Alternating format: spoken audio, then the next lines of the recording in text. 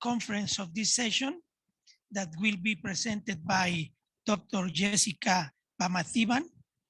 She is the head of strategy at EMBL ABI. And before joining EMBL, she was leader of different groups at GSK, which is a public-private partnership. And she will be presenting a talk on the EMBL program, starting a new era in molecular biology.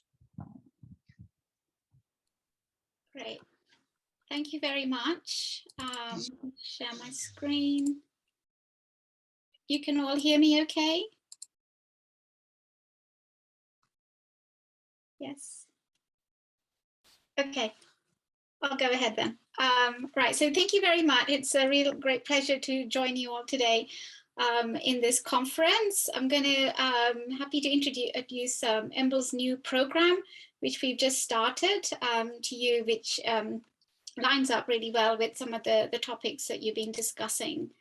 So EMBL is the European Molecular Biology Laboratory. The EBI is one of our 6 sites, and EMBL, was founded roughly 50 years ago.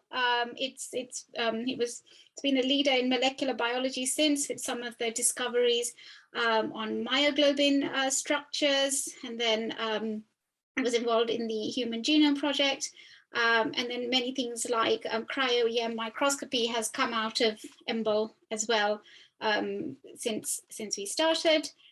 And EMBL, like I said, is an intergovernmental organization. So we are funded by 27 member states. You can see them here. And we have newer members such as Estonia and Latvia who are in the process of joining us as well. Australia is an associate member state. And we have 6 sites. So our headquarters is in Heidelberg in Germany. And we also have another site in Germany in the north. And then we have sites in France, in Spain, Italy, and the UK one, which you know very well. And the 6 different sites focus on different aspects of molecular biology. So EBI is our leader in bioinformatics, both research and the provision of databases. Other sites focus on structural biology, tissue biology, and then at Heidelberg we have different types like cell biology, developmental biology, genomics in one place. And overall, we're about 1,900 people. We're very diverse and international in our makeup. We also have 5 different missions. So, even though we are a classic academic research organization in one way, with group leaders and postdocs and PhD students, we also provide a wide variety of scientific services. So the databases you've heard about, but we also provide experimental services in structural biology and imaging. We also have a very wide training program. Again, a part of that is in Cabana, but we also provide other courses and conferences. These are open to people in the whole world, as well as having a graduate training program for PhDs and postdocs. We're also interested in innovation and translation and do quite a lot in this area. And because we're European, we have a mission to integrate the life sciences, mainly across Europe, but then also spanning to other parts of the world. So our new program is called Molecules to Ecosystems. And every 5 years, we need to come up with a different program at EMBL. This is our funding cycle. And each year we try to evolve on the one before. And, here it's really, when you think about life sciences and trying to understand the mechanisms of life, it's really both the genetics as well as the environmental context that needs to be taken into account. So our new program is very much focused on studying organisms in their natural context.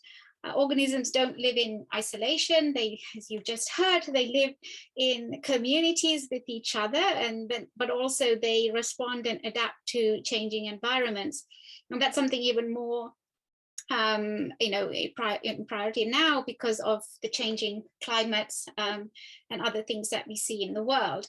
So understanding molecular ecosystems at their molecular level is what we think is essential for life on our planet and for the well-being of humanity. So here we have, in our program, we have 3 pillars. This is a program where we say it's the first pan-European molecular biology program for both environmental and human health, because the two are very tightly correlated. So not only do we have this bold scientific vision to study life in context, but we believe that by studying this science in this particular way, we can also help meet some of the global challenges, such as loss of biodiversity, antimicrobial resistance, climate change, food security, emergent pathogens, all of which are linked to biology, but not always do people think about biological solutions for some of these. And this is not something we believe can be done just by molecular biologists. We really need, want to build bridges between molecular biology, and with ecology, with epidemiology, with zoologists, botanists, engineers, and theory, and bring these disciplines together to really understand and study this type of science. So what we have done is basically developed what we call transversal themes. So right now, the areas that EMBL focuses on are things like structural biology, cell biology, genome biology, development biology, as I said. But we are hoping this year, starting from this year, we've introduced new themes such as planetary biology, human ecosystems, infection biology, microbial ecosystems, which is very relevant to this session, but also data sciences and theory. And this, basically studying ecosystems from many different aspects is what we're trying to do. And I'll talk a little bit about planetary biology and what we're trying to do in this area. So planetary biology is really looking at organisms in their natural context. So we are planning to go out from the classic laboratory environment and join up with ecologists and marine biologists and oceanographers to look at, to not just collect organisms, but also collect the environment context, so whether it's soil, whether it's water, and lots of other parameters involved there, and really understand things at the molecular level. So we have a global European exploration project planned, which I'll say more about. And the other aim here is to expand our study of model organisms. So studying organisms, different types of organisms, but also studying them in the context of their communities, or how they, they're in symbiotic relationships or parasitic relationships, and understanding how these organisms respond to environmental changes. Then once we have gone out into the field, we want to bring some of the ecosystems back and try and model them inside the lab environments, or try and recreate the natural environment, so then you can measure and perturb the changes of different environmental factors, and again look at the molecular mechanisms that are involved in the changes. And so the aim is really to work, like I said, with different types of scientific disciplines, but to understand how organisms of all types, microbes, algae, plants, animals, interact and respond at all the different biological scales, so molecular, cellular, organism, and population levels. One of the projects that we aim to start soon, so April next year, is called TREC. It stands for Traversing European Coastlines.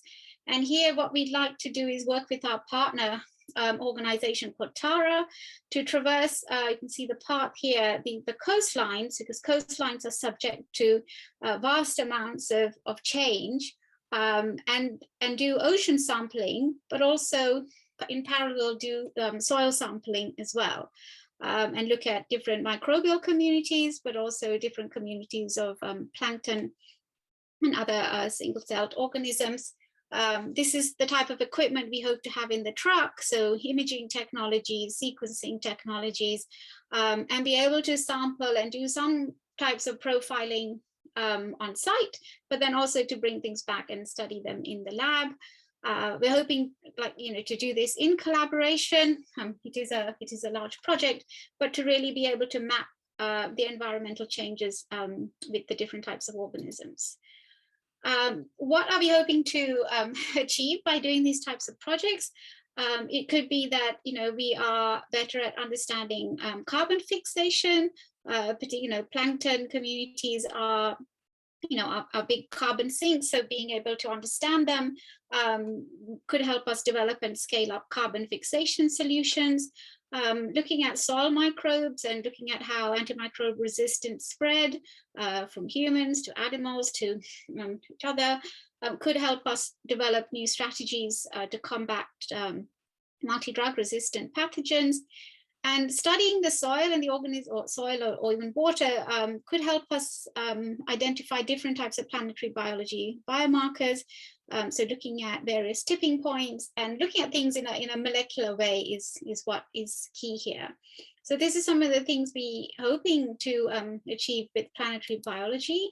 But overall, the whole program could have impacts with some of the other themes, like I said, microbial ecosystems, looking at how microbes, break down pesticides could then help us with maybe optimizing food production, understanding soil health, looking at arid soils and the microbial.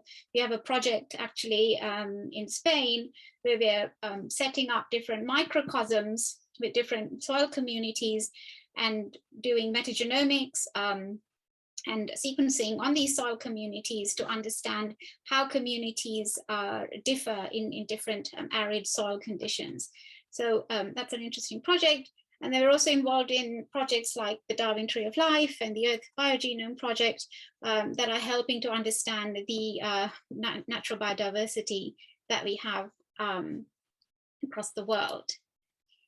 So one of the things, one of the services that is really important to us and also to you is the EMBL EBI data resources. So the EBI data resources host publicly available data from researchers across the world. There are over 40 data resources that are available openly to the scientific community. I'm sure Kat has already talked about this, but just to give you some numbers, we get 82 million requests to EMBL EBI databases every day. So it shows how much in use they are. And this gives us a lot of expertise in being able to manage biological data and also provide things like knowledge bases or portals, data portals that are bespoke to particular scientific questions and scientific communities. We're also very involved in large-scale international research consortia, and we hope to build on this in the new program, because a lot of it would be, a lot of data is going to be generated, and as well as having new data types. For example, like with the Darwin Tree of Life project, EMBL EBI's expertise in genome annotation provides actually the infrastructure and resources for genome annotation in a very large scale way. Training is a very important part of the EMBL program. So not only do we have EMBL EBI training, which is a huge part of our training offering to the scientific community. You can see how many people attend the webinars or download the tutorials, but this is also something that we hope to develop as we do more projects in the program. There could be different needs by different scientific communities, such as ecologists or marine biologists, in being able to access molecular biology data in various different ways and answer different questions. So that's an area, as well as the EMBL EBI training. We also have our PhD program, pre-doc courses, where we want to introduce new scientific modules into the graduate courses. We also want to develop new interdisciplinary programs with different institutes, and then of course enhance our courses and conferences program to make some of the new knowledge that we generate through the new program available to the scientific community. And the last way, we also want to increase the number of sabbaticals, because this is a way of bringing in expertise into the organization, but then also sharing our expertise with other people who can then go into other institutions. So hopefully gives you an idea of the different types of trainings that are important in the scientific community. We also have a new training program called Arise, and this is for technology developers or for people who lead facilities, core facilities or service teams. The services, like I said, are very important to EMBL, and this is a program that enables training for technology developers, so then they become leaders of research infrastructures, and because currently there aren't really any training programs for people in with this kind of career profile. So just to summarize, we're excited about this new program. We think this is something that will really benefit science and progress in human and planetary health. The aim is to facilitate international coordination and collaboration, and we are an open science institute, so we will make a lot of the research outputs and science openly available when we have them. The mobile laboratories is something new for us, and we're hoping this could be maybe even a model for other organizations to really take science or molecular biology into different parts of different countries. And in developing, as I said, the data portals or databases for the different types of data, like ecosystems data, epidemiological surveillance data, microbiome data, is something that we hope to do more of. Training the next generation is key to the success of this program, whether that's through courses, conferences, or visitor programs. And through it all, we really hope to influence some of the policies with scientific evidence. We were at COP26 last year, and we really think there's an opportunity here for molecular biology to be used for some of the solutions that the planet is facing right now. So in summary, we're really hoping to collaborate and help develop the technologies to bring these environmental and health benefits especially to regions that are rich in biodiversity and where ecosystems need to be protected, like in Latin America. So thank you for listening. I'm happy to take any questions.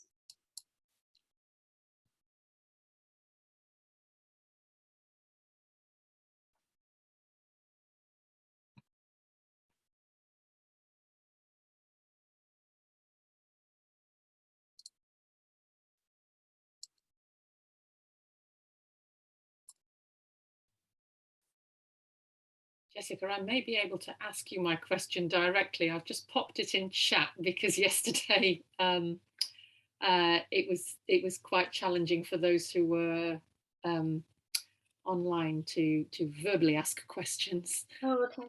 I just wondered whether you could say a few words about how Trek will inspire the next generation of scientists, because Yes, we learned that the average age of scientists in Mexico is actually rather high, and Mexico could be facing this gap really in terms of inspiring the next generation of scientists, and I wonder whether there are some learnings there. Yes, I'm sorry. Yes, I should have mentioned the whole public engagement piece. So there's a couple of, I think, aspects here. One, we've done a couple of pilot projects already for Trek. We've gone to different parts, and there is, we've already identified just a huge need in scientific training. So, being able to exchange, scientists as a field, we're quite divided, I would say, so where ecologists can talk to molecular biologists and try and come up with research projects and so to do together is something that is really needed, for engineers to come together with the biologist there's a gap there as well. But for Trek, being out there is, we have, as part of Trek, we have a very strong public engagement arm as well. So this also was identified as a need because, especially now, people probably have different views on science and biology and what it all means. And we have a teacher training program where we train teachers on types, the science that they should be teaching and giving them materials, but also for the public, for children, for parents, people to get engaged with science, to understand, microbes, for example, and being able to, especially now with COVID, now it's such a great time to talk about science, because people now know what a virus is or what a protein is. So we really want to capitalize on this opportunity, and in a sense that's training in a way as well, but reaching the very young, and to all the different levels where training is. There are big gaps. Thank you. I understand that there's also a question in the auditorium, so I'll hand back over to the chair of the session. Okay, hello, thank you. Have any specific scholarship programs for Latin American students, like especially pre-doc? So our pre-doc program is open to everybody from around the world. There are funds that enable, I'm not sure whether it's specifically for the pre-doc, but there is funding for courses and conferences. So we have industry that we have a sponsorship program with. So there's funds there, and our visitor program is also open to everybody. And again, there's the possibility of sponsorship as well.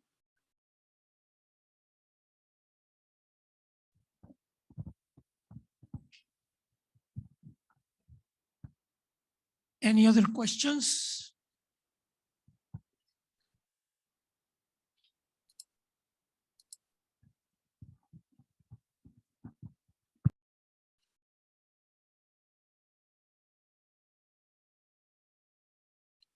Some of these initiatives, like, oh, sorry. Sure, can you hear me now? Yes. Yes, okay. So I was wondering if you could elaborate a little bit more about how these initiatives are funded. Like, for example, this third initiative, given that it's, I suppose it's like central core funding, but do you get like some supplementary funding from like the different governments, etc.? Like, I'm just curious about it.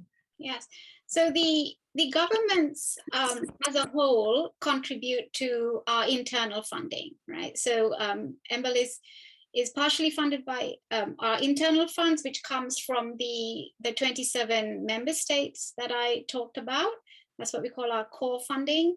And then we also have external funding. So actually 50% of our budget comes from grants and our external funds. And this can be from a wide variety of funding. It could be EC funding, Wellcome Trust funding, NIH funding, CZI funding, more recently. So there's a lot of sources. So people could, we could apply for funding, but some people also come with their funding. And then we also have some industry funding as well, like through collaborative projects, but also through sponsorship schemes. And then sometimes we have donor funding as well. There's a small thread of donor funding. And again, that's an area that we would like to work on as well, and try and engage donors with the wonder of what we're trying to do.